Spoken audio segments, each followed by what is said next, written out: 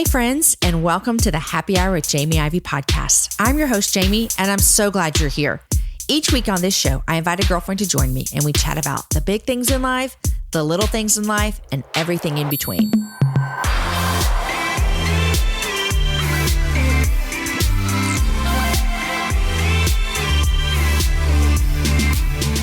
Today's show is brought to you by Bona Floors. Bona makes it easy to care for your hardwood floors with innovative products that give you a daily clean, a timeless shine, and a lifetime of protection. Water-based solutions and Green Guard Gold certification ensure a safe product for your family, pets, and our planet. It comes completely ready to use. Just spray and mop. Bona Hardwood Floor Cleaner is available at most retailers where floor cleaning products are sold, on Amazon and on Bona.com. For cleaning tips and exclusive offers, visit Bona.com/happy hour. That's BONA.com/happy hour. Guys, happy Wednesday. It is another happy hour. I am so glad you're here. Let me just say this to you, that if this is your first show to ever listen to, welcome to the happy hour. And if this is your 263rd show to listen to, I'm honored that you show up every single week. I'm also honored that I'll be speaking this weekend at Sword Girl. It's a women's conference in Grayslake, Illinois. Raise your hand in the car while you're listening or jogging or doing dishes if you're coming. I cannot wait to see whoever's going to be there. Super excited. Today we have a great show for you. My guest is Dr. Saundra Dalton-Smith. She's married. She has two sons who are 15 and 13. And just like us, they're doing driving lessons. That's happening in my house. She's been married for 19 years, and I can't wait till you hear what her and her husband are going to do to celebrate 20 years. Saundra and I talk about the battle to find work-life balance. I'm going to spoil it for you real quick. If you don't know, if you haven't figured this out, if you're still seeking this, balance doesn't exist. It does not exist. Saundra has learned what she really desires is work-life harmony. And I like the sound of that too, where we have work and life in harmony, where they're not on opposite sides of a scale, but they're kind of interwoven in such a way that something very beautiful is created. We also talk about all the ways not having rest is having an effect on our lives and how to take steps to create the work-life harmony that we're all looking for. I told you guys, this conversation is not only insightful, it's going to be helpful for you. I hope you enjoy it. Before we jump into the episode, I want to take a minute to say thank you to all of you guys who connect with me through your inbox. I do not take it lightly that you've chosen to receive my weekly email with details from the show and fun updates about me and my life and where I'm traveling. If you've not joined our newsletter list, I don't know what you're waiting for, you guys.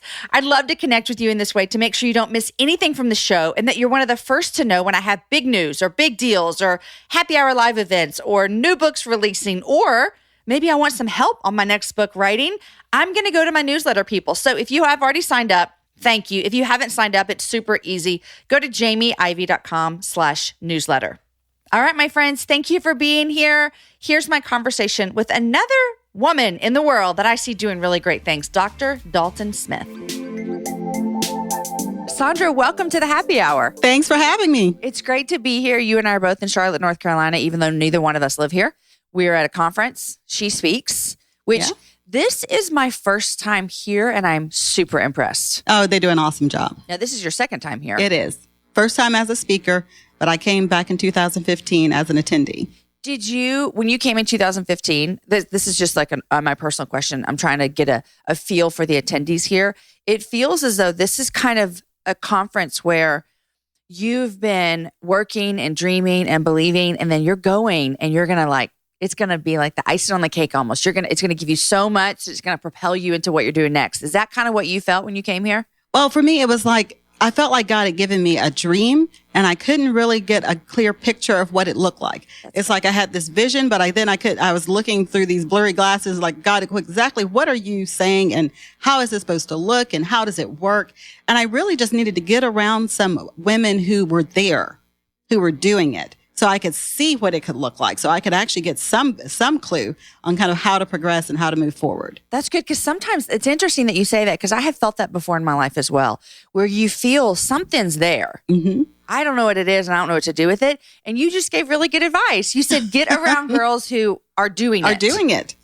That goes across all kinds of things in our life. Yeah. And sometimes you have to seek them out. You mean, it'd be great if they just came to you. Yeah, right. But Perfect sometimes world. you have to seek them out. And that's what that was for me. I've been looking and following the women of Proverbs 31. I saw their lives and their ministries. And I knew that it wasn't that they had secrets they were trying to keep. It's just I wasn't putting myself in an atmosphere to learn from them. That's good. And I've heard several times at this conference so far, Lisa Turkhurst say, I just want to give you away everything we know. Mm-hmm. And I heard her backstage say, and what people say backstage is how you know who they are. Yes. I heard her backstage say, like, we're just all here for the kingdom. And so if we can help these ladies further the kingdom, then we're in. And that's how I felt as an attendee. I really felt like they were trying to give everything they could in those hour sessions, kind of pack them full of as much goodness as possible. And then it was kind of back in my hands at that point. What are you going to do with it? So good. I mean, this conversation is not going to be about this conference, but I'm just really impressed with what they're doing here. Yeah. And I'm glad we got to sit down. Yes, finally. absolutely. I think that we got an email about you months ago, and we kind of just tagged it like, yes, this is a conversation we want to have, and we're going to talk about rest and that type of stuff. And so I'm really grateful that you would sit down with us. Okay, give everybody a little intro into who you are and what you do in your life and your family. Yeah, well, I'm an internal medicine physician. I live near the Birmingham area. I have 2 boys that are both teenagers, and I've been married for 19 years now. Really just loving doing traditional internal medicine for a long time, and got to that point where I felt like I wanted to give my patients more than just my medical training. I wanted to be able to share my faith with them, share the research that I love doing. And just really, that's where the books came from. Just that desire to be able to place something more in their hands when they left. So you're still doing internal medicine. I still am. You just have a little added bonuses to it. That's right. Well, tell me about your books. How many books? 3 books so far. And tell me that, well, I was going to ask you the names. You know, it gets confusing after you've written 2. So are they all about rest? Is this going to be what you're specifically speaking with your patients about? No, really, it's about healing from different areas. And so the first one's called Set Free to Live Free, Breaking Through the 7 Lies Women Tell Themselves. And that was a book, honestly, I feel like was more for myself. I had to break through some of those just to even pursue writing and doing some of these other things with speaking. The second one was Come Empty, Pour Out Life's Hurt, Receives God's Healing Love. And that one's about really soul wounds, those pains that we get that kind of start tearing us down from the inside that have to be healed up if we're going to move forward. And then the last one's about rest, sacred rest. I love it. And, you know, I have a question for you since you told me that you kind of wanted to continue doing internal medicine, but you wanted to add a little bit more for your patients. How do you incorporate faith into your work life? Now, with me, I actually am very blunt with my patients about where I'm at with my faith. So they know coming in where I stand. Now, I have patients that run the gamut from atheist to Buddhist to everything in between. So when I'm presenting faith to them, I'm presenting it usually in a way that they understand that we may not agree specifics of spirituality, but we all are mind, body, and spirit. We all must address all 3. Now, I'm not necessarily going to be able to convince every one of them to believe as I believe, but they have to understand that it is having an effect in their life and how they feel. It's so interesting because I think even as a Christian, you would think that I would have a complete grasp that all 3 of these things matter. But I think we as Christians can forget about even that our spirit affects us because we're like, oh, we're good. We love Jesus. Mm-hmm. But we forget about taking care of it more than we're just going to wake up and spend 10 minutes in our quiet time or whatever. I think that could be even people who have a good, strong faith can forget of what it's affecting them. Do you see that when you're talking with people? I do. I see it a lot in the church, honestly. A lot of times when I'm asked to speak at churches, it's on mental health. And it's because I like to kind of break down that whole stigma about mental health is for those people who are dealing with their mental health. We are all dealing with our mental health. Oh, that's good. Just like we are all dealing with our physical health. You decide every day if you're going to put a donut or a asparagus in your mouth. You make that decision. We decide every day what kind of toxicities we're going to take into our emotions as well. And so people, when they start kind of segmenting out health like that, then it's easy to stigmatize it. But when you see that every person is dealing with their mental health, every person is making mental health choices, then it takes that away. We understand that if you are surrounded by toxic people, yes, you might be depressed and down because of what you're consuming. So if I hear you right, what you're saying is someone like, I'll use myself as an example. So someone like me who's had like episodic anxiety and depression at a season in my life that was super hard, but I wouldn't say I struggle with that on the daily. You're saying I still need to think about my mental health. Exactly. Because during those episodes, when you were going through those difficult things, you were having to deal with your mental health. You were having to decide, am I going to believe this or am I going to believe that? What do I need to do here to help restore the areas that have become down or that have become anxious? And so that's an ongoing process. And so when we understand that, we don't automatically start taking on labels when it's just a process of stuff we're working through. Now, there are times when we do have true depression or true anxiety that requires a pill. Yes. But there are times that a lot of us, we take the pill, but we're not seeing that we still have to deal with the other aspects of it. It all works together. The mind, the body, and the spirit all have to be part of the healing process. That's good. I'm like thinking like, I don't ever think about my mental health because maybe it's privilege that I feel like I don't need to or have to, but it is affecting me and I should think about it. Okay, look, you just opened my eyes today about something I need to think about. Well, I love that. And I believe in those things. And I've had some children who've joined our family through some hard places. And I even see that in their world with mind, body, and spirit, like all those things coming together. And so it's not something that I don't know. It's just something that I think doesn't apply to me. And so thank you for that. And all the people listening are like, yes, yes, yes. Okay. So you have done a lot of things. We're going to eventually talk about rest and workaholics and balance, the myth of balance and all the things. And then I can't wait to talk with you about what you're doing for your 20th anniversary because I'm so excited to talk through this. But I want to talk to you just for a split second about what you said you're presenting on here at She Speaks, because I think I have quite a few listeners who would be interested in this aspect of what you're going to talk about. And it's going to lead us into some awesome things you've gotten to do. So explain to us what you're speaking on here at She Speaks. Yeah, one of the workshops I'm doing is called Be Your Own Publicist. And what I'm doing is I'm helping women see that you don't have to have some gigantic platform to actually get yourself on the media. That the media is looking for people who have real stories to share and that can share truth that helps other people grow. And so I'm helping them be able to find ways to present themselves without having to have a connection, without having a hookup, without knowing any producers, just really cold calling or cold emails, finding it through the online, the internet. Google is your best friend, huh?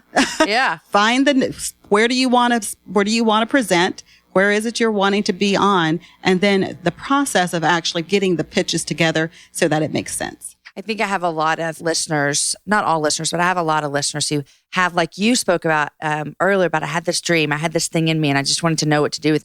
And I love that because what I see right now, and I don't know if you feel this way too, is right now in this day and age, like you can do anything that you want. I mean, there's just so much opportunity to do things.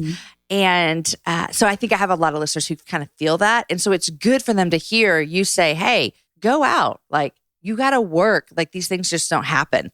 Absolutely. You know, the media is not going to come knocking on your door unless you already have kind of arrived, and as then they you say. don't need to be your own publicist. Right. Yeah, you have You one. probably have a publicist by then. But most people can't afford $5,000 a month, even if they have a book contract to actually promote the message they feel God's given them. And some people aren't meant to write a book. That's not really where God's placed their heart. Maybe they're speakers, but they have a message that they're passionate about sharing. And so that's the thing. I like for women to understand that media isn't just for those trying to sell something or promote something. You can purely just be promoting the gospel. I talk about something called marketing evangelism, because that's how I look at it when I go into a place to speak with any kind of media. Yes, I have books that I'd love to see fly off the shelf, but really it's marketing evangelism. I want to evangelize a message I feel like God's given me. That's good. And I think one of the questions that I hear from people a lot is, I don't know how to do self-promotion. Self-promotion feels gross to me. I don't want it to all be about me, and I don't like promoting myself. And that can go for any kind of business that you own. If you're a potter, if you paint, if you're a doctor, if whatever you're doing, it can feel gross. And my encouragement, and I'd love to hear what you say as well, but you just kind of summed it up with this evangelism of what your message is. I always say, like, do you believe in what you're doing? Do you believe in your art? Do you believe in your craft? Do you believe in your message?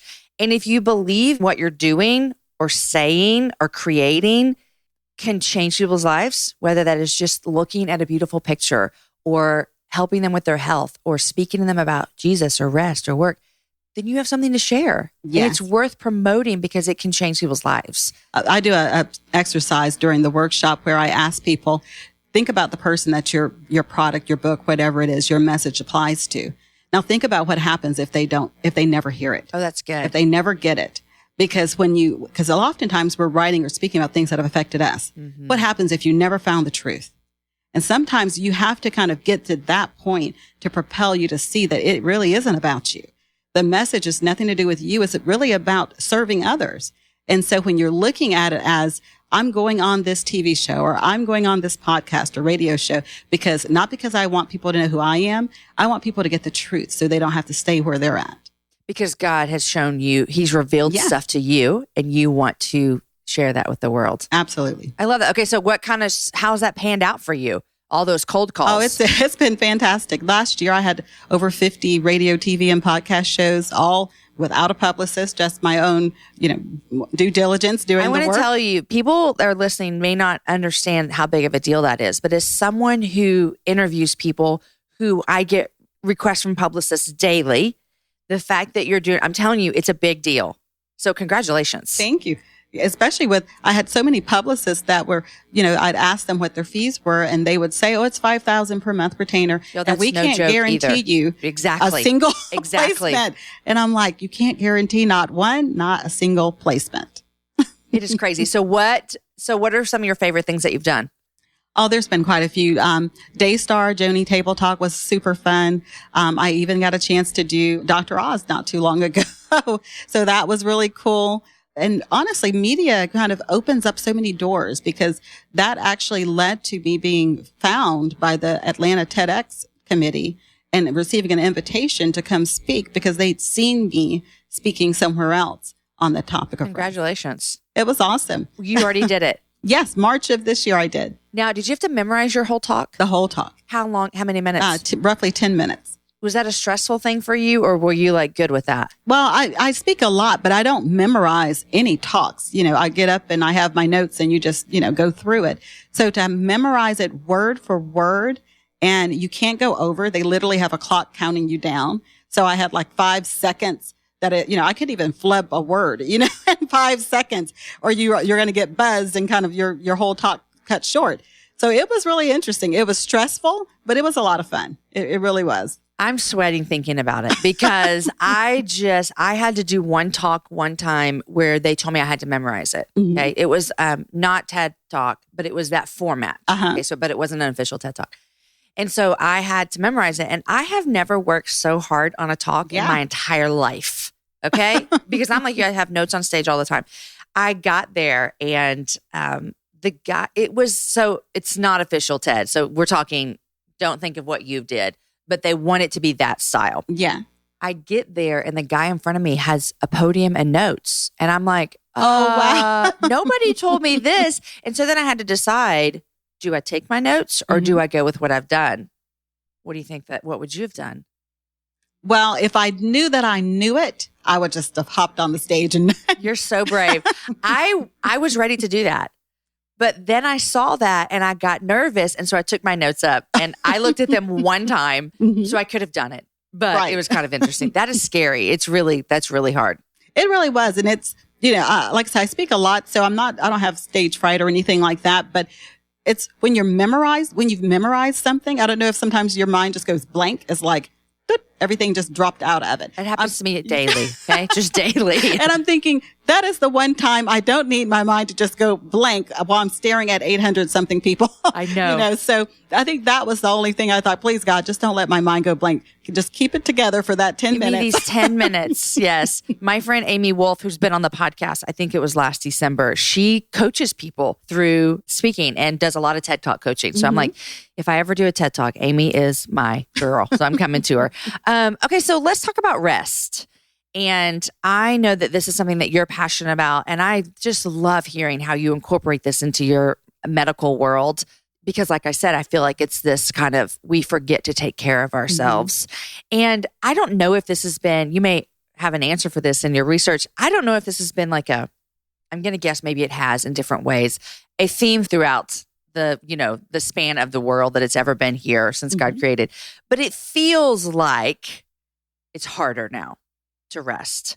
And it could be the internet age. It could be the way we move, the way people expect things instant. Like, why haven't she called me back? I just call or text me back. So let's talk about rest and how this even became something that you became passionate about. What brought that up for you in your own life? Well, I burned out. I mean, that's you burned out. I burned out. And when I say that, people are like, well, what does that really mean? I got to the end of myself. When I think about burnout, I kind of think it on two paradigms. We have people who are what we call on fire for God. And you know what that looks like. They're passionate and they're energized and they just feel full of life. Well, burned out's the other extreme. You feel like there is nothing left. Like your life has been disintegrated down to ash, that there is just nothing left there. It feels hopeless. It feels like, why am I still even doing what I'm doing? Because I don't see any point or purpose to it. It sounds like depression. Well, burnout usually does lead to some forms of depression. Depression, every aspect of your life kind of gets affected. Okay. Your relationships start suffering. Your health oftentimes starts suffering. Energy goes down. There's just so many different pieces to it. And so when I got to that point, I was what a lot of people would have said was very successful. I mean, my career life looked beautiful on the outside, but the life I was living did not feel good to live on the inside. And so when there's that disconnection, then you have a hard time understanding, how do I fix this? Especially if it's something you've worked towards. A lot of us, we work towards this, and it's like, I created this. I built this life that I'm now not happy in. And now what? That is so good, because we can start to feel guilty then. I wanted this, so I had to keep going, but you can't keep going. No, because literally you feel like there is nothing left of you. I remember coming home one day from the office, and my husband, he wasn't asking for sex or anything like that. He was just trying to give me a hug. And I remember looking at him and I was like, I'm sorry, I just have nothing else to give you. I left it all at the office. I have nothing else. And I thank God he kept with me. I'm not sure I would have kept with me. Because that was a rough time. So it was, because I just had nothing for my kids, my husband, for myself. And so when I got to that point, I found myself one time just literally laying out on the foyer floor with my kids propped in front of the TV after daycare. And I'm like, God, if this is it, if this is all there is, then why even keep bothering? What is the point of this? And in that moment, I think it was the first time I'd actually been still, because I was so busy trying to be successful, trying to accomplish and to do in everything. A great mom, a great wife, house clean, all of these things that I was kind of putting on myself really to try to make sure that I was getting done. And I laid out on that floor, and it was as if in that moment, it was as if God was just kind of reiterating to me, you're never going to be able to stay restored and filled if you don't stop and learn what rest looks like. And at that moment, I found the most perfect rest laying on the hardwood floor, just laying there. Tears were pouring out of my eyes. And when I got up off that floor, I was like, okay, I need to understand what I need to be restored.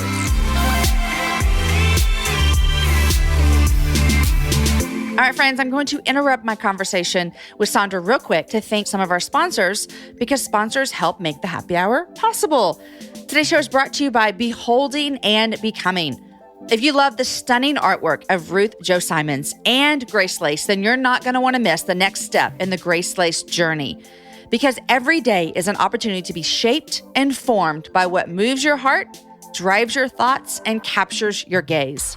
Ruth's new book, Beholding and Becoming, is an invitation for you to be transformed, one everyday moment at a time.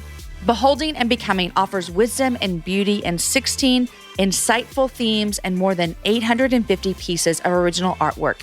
Each intricate detail will remind you that no circumstance is too ordinary for God to meet you in worship. You will become what you behold when you set your heart and mind on Christ in the middle of your daily life. Not just on Sunday, not just on holidays, and not just when extraordinarily hard or wonderful things happen, but today.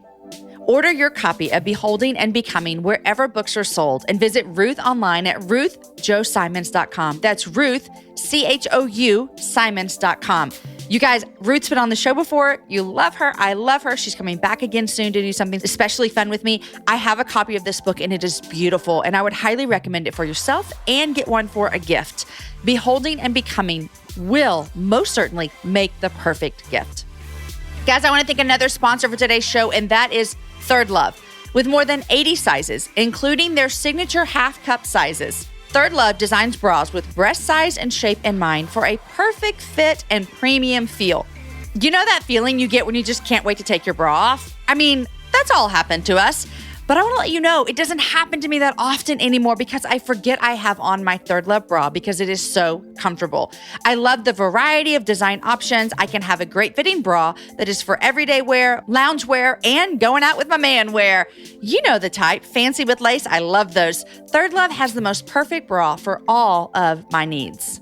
This is hands down the most comfortable bra that you will own. Best of all, every customer has 60 days to wear it, wash it, and put it to the test. And if you don't love it, you can return it and Third Love will wash it and donate it to a woman in need. Third Love knows that there's a perfect bra for everyone. So right now, they're offering my listeners 15% off your first order. Go to thirdlove.com/Jamie right now to find your perfect fitting bra and get 15% off your first purchase, you guys. That's thirdlove.com/Jamie for 15% off today. Okay, back to the show with my friend, Dr. Saundra Dalton-Smith. It makes me wonder, you're talking about being successful in all these areas of your life. And I think this is something that women can super relate to. Men as well, but most women listen to the show. So it's something they can really relate to. But I wonder if at that point in your life, if someone would have looked at you and said, you need to rest, if that would have almost sounded like a bad word. Oh, yeah. Like this, what do you mean rest? I don't rest. To me, at that point, before I started really studying rest, the science of it, the biblical aspects of it, before I went there, rest was like for weak people. That's what they do. I don't do that. Yeah. That was for weak people who can't keep up with the rest of us. That's how I viewed rest. And so at that time, whenever someone say you need to rest, I'm like, I'll rest when I'm dead. Yeah, you know. Yes. I've heard someone say, I'll sleep when I'm dead. Yes, yeah. So, and so that was my mentality. So, I mean, I'm type A. Give me the job, let me get it done. That's my personality. There's something to do, I'm going to go do it. If there's something that to be attained, I'm going to go attain it. That's my personality. And so there's nothing wrong with being a high achiever, but high achievers have to understand that in order to continue to give your best work, you have to be at your best. And so you can't be at your best if you're just grinding, and you're not allowing any room for grace to enter the picture. And that's where I had really just kind of slid off the whole paradigm of it. I had gotten to the point where I only knew how to grind, and I had completely laid aside how to go into rest and how that affects us and how the grace of rest allows us to actually do more without expelling so much energy. And you just can't survive that way. You can't. You can't survive. So my question for you, and I picture you on the floor crying and your kids watching TV, because I think as moms, we've had moments like that. Like I can relate to that. Maybe not this specific burnout, but I can relate to just, I don't know if I can do another minute. Mm-hmm. I want to hear what happened after that. But I also want you to speak, because there are women listening who are saying, this is my life right now. I am on the floor. Mm-hmm. I am crying and I don't know how I'm going to do tomorrow for whatever circumstance it might be. Burnout, exhaustion, nobody's helping, all the kids, work, housework, everything. If you would be sitting across from them, and I want you to tell us what you did, mm-hmm. but I want you to tell them, encourage them right now where they are. Yeah, well, what ended up happening with me is when I got up off that floor, I really felt like God was telling me to go back to where rest first started, the whole conversation of rest. Because, I mean, God knows that I'm how I am.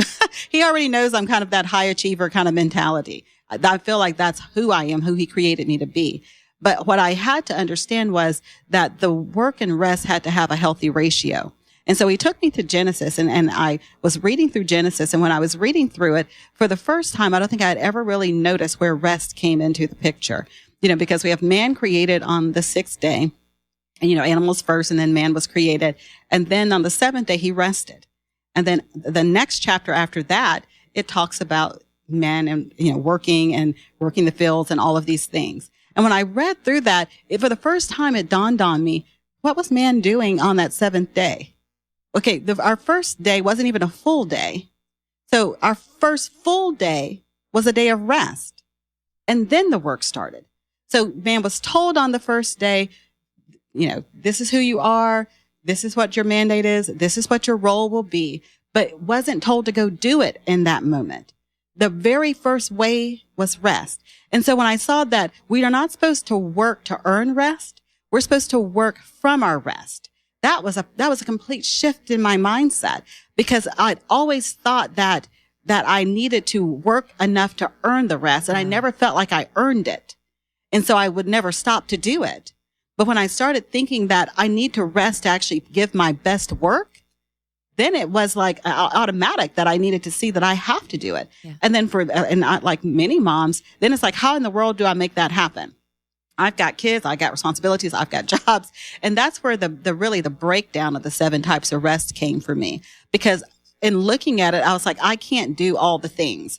I feel depleted in every area of my life. I can't fix all, 7 areas of my life that feel depleted. I need to fix the one right now that I feel like is killing me. And the one that was killing me was I felt alone. I felt like nobody got where I was at. And so I had to, and I'm an introvert, so I don't particularly go reaching out to people, but I had to make some logical decisions about who do I feel most energized around? Who do I feel like is life-giving to me? That I feel like when I'm in their presence, that I'm receiving something that I can't even truly comprehend. And how do I spend more time in that person's presence? And what I found was that's something called social rest. Because I'm sitting here going, it sounds like you're adding something else to your plate. But the thing is, I was adding something I needed. That's what I'm hearing. But I'm like, yes. And so what I did was, and it was very simple, because at the time, I didn't really know all the science behind presence. The energy of being around someone. I didn't really know the energy of eye to eye contact, and how that's kind of become a lost art now in our world with all the texting and all the different electronics we have. But when I started, looking at that concept, that I know I feel better when I'm around this particular person. And it was someone at my office. So it was someone I was seeing, but I wasn't purposely getting in their presence. I would send a text. I'd call them on the phone and they're literally next door. Right. You know what I mean? Yeah. It was like I wasn't doing it. I was just taking kind of an easy way out. So although it meant I had to kind of like take 5 steps around just to ask whatever the question was, or what I found myself doing was I would linger for a couple of minutes, because I knew that in the transaction of just talking about whatever it was, I was actually getting revived. This is interesting. And so it was small things like that. And then another thing that I saw, that I was really having a very hard time with sensory overload. There was noise in my atmosphere all day. So the hospital's noisy. The kids were noisy. Seemed like there was constant noise everywhere I went. And the body responds to that, whether you know it is or isn't. So some of us, we get home from work and we're all anxious and we're snapping at everybody right and left, and we don't know, why am I so wound up? For me, it was because I was basically becoming sensory overloaded before I ever got home with my kids and my husband. And then that's sensory overload in your house. Yes. And so there was never a pause. There was never any silence. And so just a simple thing I started doing was turning off the radio on the drive home to go get the kids and all of that. So instead of having something playing, in the background the whole time, I would take that 10-minute drive to go get the kids because I knew they were going to be loud. Yeah. So that 10-minute drive to decompress, so that I can then appreciate their noise. Because these are kids I prayed for. So I want them laughing. I want them happy. But if I'm already sensory overloaded, their laugh sounds like a shriek and my nerves are fried. So I can't take another moment of it. Whereas when we allow ourselves to have those kind of white spaces in our life, you get a new appreciation for the things that really are beautiful. That's good. And I'm still stuck on the social one, because that's so interesting. And you got me over here racking my brain of who do I like to be around because they energize me. And I'm thinking, you're good. This is good. I like this. And the thing is, it's not logical. It's not your rational brain that's telling you, I should like to be around this person. You sense it when you're with them. You're like, I don't know what it is about you, but I just feel happy or peaceful or whatever it is. And different people give you different feelings that you get from being in their presence. There's some people that you just feel, you talk to them and you're like motivated, ready to go take on the world. And then there's other people that you're around and you're like, I just feel so calm and peaceful. I just want to give her a hug. Yeah. And you don't understand that, but you need those people, because when you're getting depleted in that area, then it's helpful to have someone that you can actually be around. And the interesting thing about social rest is it doesn't have to be in person. I have a lot of mom groups who need that social rest. They need to know they're not alone in their mom struggle. And so they do what they call virtual coffee dates. So the kids can be wherever, in the background screaming, and they pull up WhatsApp or Skype or Zoom, whatever, and they do a 5-minute coffee date where they can just kind of see someone else who's there with them, no makeup, ponytail, whatever someone wants to show up looking like. And they actually can have that level of social rest with some other people they feel like get them. That's good. So if I'm understanding right, you have a breakdown, you're on the floor, and God kind of moves you to start investigating what does true rest look like. Yes. And you're thinking and you're learning, I need to work from my rest, which is so good. And then you start implementing new things in your life. Yeah. And what does life look like after that for you? Like, I'm imagining that you have to remind yourself of things because this is who you are. You have this internal drive to go, go, go. And for you to now realize I have to take care of this or I will end up back on the floor crying. What are some things that you kind of check yourself on to make sure that you're still taking care of yourself? Well, for me, when I get that feeling that I'm fatigued and tired, and if I'm tired and I know it's not because I'm not sleeping, or if I can't sleep because I can't get my brain to shut up, when I get to that place where I can't get my body to wind down, then I know that one of the 7 types of rest I have to be deficient in. And so I'm constantly doing kind of a self-check with the 7 types. Is it, and I'll just name them just so that everyone knows, but is it physical, mental, spiritual, emotional, social, sensory, or creative? And so oftentimes what I'll think about is, where am I pouring out? Because if I'm in the middle of a book project, then I'm pouring out a lot creatively. And so I need to make sure that I'm then allowing myself creative rest. And what that basically means is I'm allowing myself to be in situations where I'm in awe and inspired, where I experience awe. And for a lot of people, it can be something like, some people say, I feel just more energized when I'm like at the beach or around mountains or at the water. Some people get it from like artwork. They walk into a museum and all of a sudden their eyes are like, whoa, what's going on? Some people get it from music. And so if you know how you're inspired, then you can use that to actually help you be more creative, be more innovative, and to be able to brainstorm, because you have to have that kind of awakened in you. And a lot of times when I go into corporations to talk, and they'll say, well, we need our staff to be, really on the cutting edge. And I walk in this building that's like brown walls. I'm like, you cannot inspire anybody with this. Find some artwork. Let your team go pick out something that's inspirational to them to put in the office. Bring some color in. You have to allow yourself to have moments of creative rest. And we all can't go break off to the beach every time we need that. You can create that at your home. Yes, I wish we could.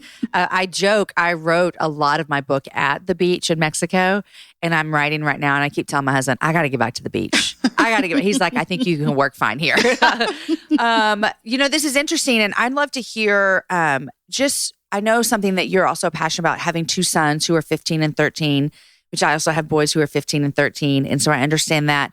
But I'd love for you to talk to me and our listeners about actually how the rest can affect our family. Like, what does this look like within a marriage and within a family unit? And I would imagine this could even roll over into just whoever's living in the same house, whether that's roommates or, mother and daughter, whatever it might look like. How does our lack of rest affect the people around us? Well, I think that's the whole issue with the culture right now. We have a culture of people who do not appreciate rest. We even now have the World Health Organization saying that rest is actual disease now that they're actually identifying with it. Wow. So, we've gotten to this point now where burnout is actually a disease that they're identifying with. So we've actually gotten to the situation where they're looking at the lack of rest as a reason why many people are having a lot of the current medical issues they're having.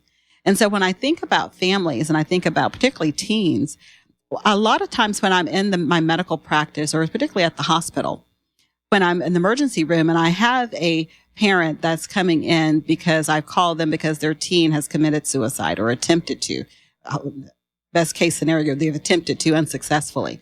And I come in and when they're talking to the teen, they don't seem to understand that the amount of pressure that teens are under is so much more than what we were under at their age. Yeah. We as parents, we want to see them successful, and we're not meaning to put pressure on them. But when I'm sitting down with the teen, minus the parent, it's like they don't get what it's like to always be expected to get an A. I did my best, and my best was a C, but that's not good enough. And that's hard as a mom, because I'm that kind of parent too. I'm like, you can get an A, just try. Yeah. They can't always get an A. It's not always in the cards. And so we have to understand that we have to allow our teens to understand that there are times that they have to rest too. They can't be on track and football and soccer and play the piano and the guitar and this and still have time to do all the things they need to do and be revived and restored and regenerated. We have to teach them some level of life harmony. I never say work-life balance. I always say work-life harmony. And so they have to have school life harmony. There can't be so much going on that they feel like they don't have a life anymore. It's so good. And I think it's hard when you are parenting a child that could do it all and wants to do it all. Mm-hmm. We have one of those, and we had to make a hard decision this past spring to say no to an activity. And he was devastated. He did not understand. And we just said, you can't have all of these things on your plates. And with that one particular child as well, he will do it all and he wants to do it all. But then he's miserable. Mm-hmm. He's exhausted. He's a high achiever. He is a very high achiever, mm-hmm. but then he's exhausted. He's miserable to be around. Mm-hmm. He is tired and cranky. And we're like, who are you? But he's just going so hard. And that's the thing. People who are very successful oftentimes do have that high achiever personality. That's what kind of drives the success. But they're hard to be around because they're on the edge of burnout all the time. And so that's the culture I want to change. I want high achievers that are also can be nice, that are having fun with their life, that can smile and that can break away from the work long enough to actually enjoy their life. I have no issues with people getting stuff done, but get it done and actually not just the busyness and the production of it, but actually be able to enjoy what you've produced. That's good. And I think the high achievers that I know would say they would push back and be like, well, there's more to be, or I could do it better, or I could do more. And I think, unfortunately, sometimes they have to get to the end. And that's sad. It is. I mean, but I see that in my area of life and other things of you got to get to the end, which you don't want people to get there, which is why you're trying to tell everybody about this. But it just happens. It does. A lot of people, by the time they come to me and actually really seek out the assistance and help, they already are feeling the side effects of it. Right. People are already saying, you're not fun to be around anymore. They already have employees quitting because they can't deal with their attitude. Uh-huh. They're already seeing the evidence of it. And so then at that point, they're like, okay, I know something needs to change. Help me see where the deficiency is. Yeah. Where is it that I'm deficient in rest and need to really start reviving that? Do you have like a kind of system for finding that harmony between work and life, or is it just everyone has to figure that out on their own? Or have you found something that you can tell us that works for you that might work for us? Well, for me, I really start looking at how I prioritize things, because there are certain seasons where one thing is going to be more of a priority. Like right now, it's my kids and my family. I mean, my kids are still at home. I got 2 more summers before one of them's off to college. We can just cry together. Yes. So it's like, that's a priority right now to kind of make sure that relationship is solid and make sure he knows that I'm there, even if he's gone, And so there's a lot of priority shifts that I do, just try to make sure that that's a big part of it. The other thing for me is that I always like to see where am I having fun at? Because I got in a point in my life where nothing was fun anymore. And there should always be fun. There should always be something you're doing that you just love. And it may not be your job. Your job may not necessarily always be that thing you love, but you should always have time that you're doing stuff you love. That's a hard one for people because they feel as they don't have time. Mm-hmm. But you're saying you have to make time. Yeah. What is life if you're not enjoying something? Now, I'm not saying you're doing it every single day. It may be something you just do once a week or a couple of times a month. Uh-huh. But that's when we get to that point where we're like, really, what's the purpose? Yeah. Because we lose the fun in it. That's good. What's your Enneagram number? Do you know? 3. Okay. I mean, we all would have guessed that, but we don't want to put anything on anyone. Okay. So I have a question that it wouldn't be the happy hour unless we talked about sex. And so I know that you said the importance of sex in marriage as a form of rest. Yes. And talk to us about this. That has been one of the biggest surprises I think that I found with the book. Well, I think it was maybe a week after it came out.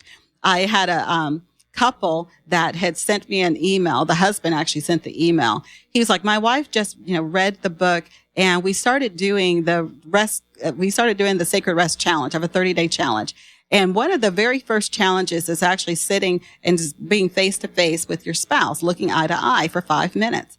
And he's like, I've never had so much sex in my life. After doing that for 1 week, he's like, it's like we're falling in love all over again. And I just from sitting and looking each other in the eyes for 5 minutes. Because what he stated to me, I never really thought about. He was like, we had not looked eye to eye since we were dating. He's like, we live in the same house. Yeah. I'm on my computer. She's on hers, or we're watching TV. The only time we're face to face is when we were actually fighting or discussing hard stuff. Oh, that's hard. Yeah. And that was the only time we were face to face. He goes, what you forced us to do were actually to get face to face again in a comfortable, intimate setting, not just in the middle of struggle. And he's like, and that started bringing us back together. And I thought, the whole issue with marriage is that people start feeling disconnected. They start feeling like that person's just a roommate. I don't really know them anymore. And so that presence, that eye to eye contact is so key to relationships. And then it leads to intimacy. It leads to more sex. It leads to more just cuddling even, because you feel that connection again. And then you feel restful because you're actually getting back to how marriage connects two people together. Absolutely. And then I had another situation where one gentleman was telling me, he was like, my wife doesn't enjoy sex. And I'm like, okay, well, tell me what you're talking about. What exactly is the issue? He's like, I don't know. I come home from work and she's like, she doesn't want me to touch her at all. I was like, she didn't want a hug. She doesn't want me to touch her at all. And what I found out was she was a stay-at-home mom with a bunch of little ones who were touching her all day long. Yes. And I'm like, she's sensory overloaded. You can't touch her. You're just a big pair of hands. Yes. And she's got a lot of little hands all day. I was like, why don't you figure out a way to take away the bedtime routine from her, and you do the bedtime routine and allow her to have a time to sensory depress? And that led to them having a more fruitful relationship and more intimacy, because then it became daddy time from 8 o'clock to 8:30 to put the kids to bed. And she could just go take a bath, take a shower, sit in the toilet, whatever, just not be bothered and touched, and have some time just to kind of get back and claim her own body again. Yeah. That's a very real thing, the whole sensory overload. And I don't think I've ever thought about it for myself with parenting, but I'm looking back on those younger days and remembering that it is a lot. And that's why sometimes the dad comes home and you're like, I remember Aaron coming home and me saying, you just have to take them for a few minutes. Like, I just need a few minutes to be alone.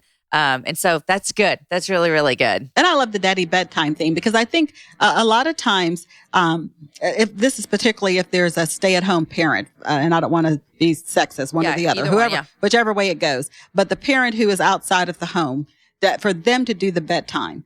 Because first of all, the kids need that. Yeah. They need to know that parent is actively involved, not just outside working, but actively involved in the home. And plus it allows the other parent to have a chance to really just decompress. This is interesting because Aaron and I talk sometimes about how different culture is now, whereas I'm 41. So back when we were growing up, what we would see was most of the time it was the dad who worked outside of the home, and the mom who stayed home with the children, if that was how the setup was. We see it both now, which is great. Whoever wants to do that.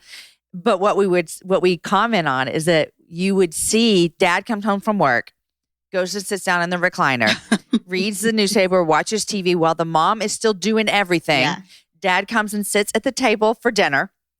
Dinner's over. Dad goes and sits back on the couch and mom does everything. And then dad wants to have sex at night. Exactly. Yeah. And so it's no wonder that generation, sex wasn't joyful. It was a duty. There wasn't any passion. This is just what I'm supposed to do. That's how we make kids. So. I make dinner, I clean the house, and I let my husband have sex with me. Exactly. Which is not okay. It's not okay. Yeah. And it really had that whole generation of women who had no pleasure from sex. It was just this thing they did to procreate. And so now we have a new generation of women who are all empowered. They understand that sex should be a good thing. It should be enjoyable. And unfortunately for many of them, they don't understand why they don't want it. Although they know they should want it. And at times maybe they do, but they can't understand why they don't want it more. And so that's the thing. Burnout, takes many forms. And so a lot of times we're only thinking about the extreme, but you can be burned out sensory wise and shut down in a sensory standpoint where it's hard to enjoy sex because you already are sensory overloaded. That's good. Because your other areas of your life may not look like that. And so you may go, well, this doesn't apply to me. But then you have this area that is completely overloaded and you just can't. Okay. That's really good. Well, this is a great conversation. And I think rest is hard for everybody, but I think specifically for women, because we feel as though we have to carry all the weight on all of our shoulders. And so your just wisdom on this has been such a great reminder. Tell us, if someone is thinking, I need more, what is the one book of yours they should go get? The last one? It would be the last one, Sacred Rest, Recover Your Life, Renew Your Energy, Restore Your Sanity. And honestly, I would have them do the rest quiz. It's a free assessment at restquiz.com. It lets them see which of the 7 types of rest they're most efficient in. And I know for me personally, that was the key. I couldn't just attack all 7. I mean, that was like overloading just thinking about that. But I could attack one at a time and see how do I restore myself in this one area. That's good. And then what's the next one? And then how do you get back? Okay. I'm going to take the rest quiz today. I'll let everyone know where I need, which numerous ones I need to help in. Okay. Thank you. It's just so enlightening and brilliant. Thank you so much. Okay. I always end the interview by asking people what they're loving and what they're reading. And so where would you like to start? What I'm loving. There's so many things I'm loving right now. After this past couple of hours here at She Speaks, honestly, I'm loving just the atmosphere of being around like-minded women. I think that has just been overwhelming just this past couple of hours.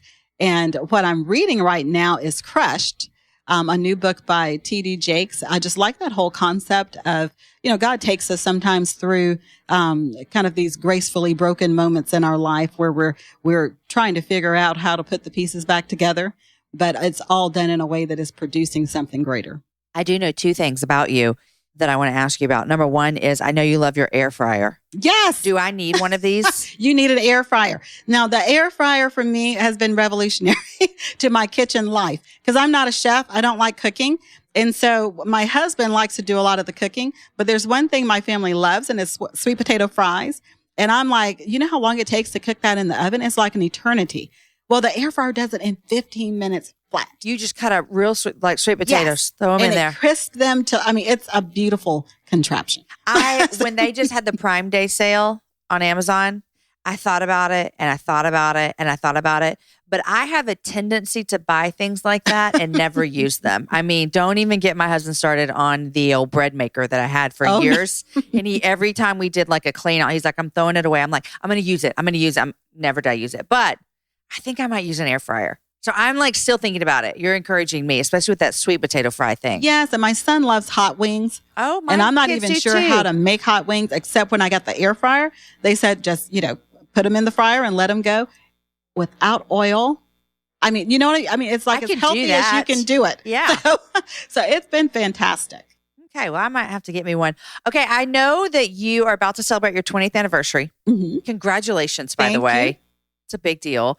And you're doing something really special for it. Yes. Also really hard for it. So tell us what you're doing for your 20th anniversary. Well, my husband's an ultra marathon runner, so he loves running. That's his thing. I mean, he's run up to 100 miles in, one day. I'm no offense to your husband. That just sounds plain stupid. It's crazy. It's crazy. That's what I tell him. I was like, that's crazy. He's like, oh no, it's just you have to train your body. I'm like, okay, whatever. So you're like, I'll be over here resting. Exactly. And he when we got married, we went to Hawaii for our honeymoon, and we always said we'd go back for our 20th. And so when we were getting everything together, I told him a long time ago, I've already done half marathons. I said, I'd be willing to do a whole if you found one that I could walk. Because it takes a long time to walk a marathon. Uh-huh. I mean, you're going to need to have at least 6-7 hours. Yeah. And he was like, you know what? They have a 10-hour limit walking marathon that you can walk or run in Hawaii.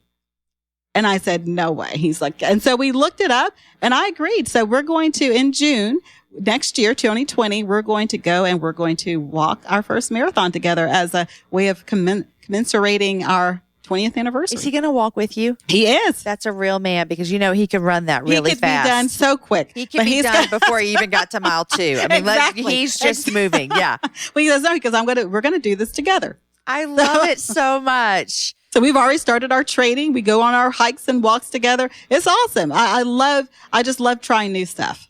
That is so fun. I think I could do a marathon like that if I could, especially in Hawaii. Yeah, exactly. Okay. Sorry. I have to walk through Hawaii. Okay, fine. Thank you so much for coming on the show today. It has really been encouraging to me. And I really love the way that God created you with this brain to go into medicine, and then how he allowed you to see how our whole body is affected, not just by what we put in it, but by the people that we're around and the way we push ourselves and our soul, and how you are using all that God's given you to help your patients live their life to the fullest. And you've done that for us today too. So thank you so much. Oh, well, thank you. I want to thank sponsor for today's show, Beholding and Becoming. Are you feeling stuck in the rut of routine? Artist and author Ruth Jo Simons knows there is more for you, even in the mundane moments. Her new book, Beholding and Becoming, is a masterpiece of incredible artwork and encouraging teachings to direct your gaze to God's splendor and your heart to his worship. Turn even the most ordinary moments into holy spaces of wonder. Order Beholding and Becoming wherever books are sold. Friends, I needed this conversation in my life about rest. I think I needed it when I recorded it, and I need it again today. I've thought a lot about what Saundra said when she said we aren't supposed to work to earn rest. We're supposed to work from our rest. I want to be certain that anything I'm creating and giving out to others is coming from that place of rest and not from the hamster wheel of workaholism or constantly moving or constantly going. Dr. Dalton-Smith is an international media resource on the mind-body-spirit connection, and she's been featured in many media outlets. Her newest book release is Sacred Rest: Recover Your Life, Renew Your Energy, Restore Your Sanity. You can find links for this book and other ways to connect with Saundra in the show notes. Today's show was edited by Chris with Podshaper, and the music was developed for the show by Matt Graham. Show notes are written by Aki Slockers, and the whole thing is organized by Lindsay Sweeney. Next week, my guest is my friend Rebecca Lyons. She was a guest way back in the day on episode number 129, and a lot has changed in her life since the last time we met for a happy hour. I look forward to sharing our conversation with you guys. It's a great follow-up to today's topic on rest as we talk about living in the grace for today and rhythms of renewal. Guys, enjoy your week. Share the show with a girlfriend. Tag me on Instagram. I'd love to see it. We have new merch in the shop, so go check out our new merch and have a happy hour with a friend. I'll see you guys back here next week with my friend Rebecca.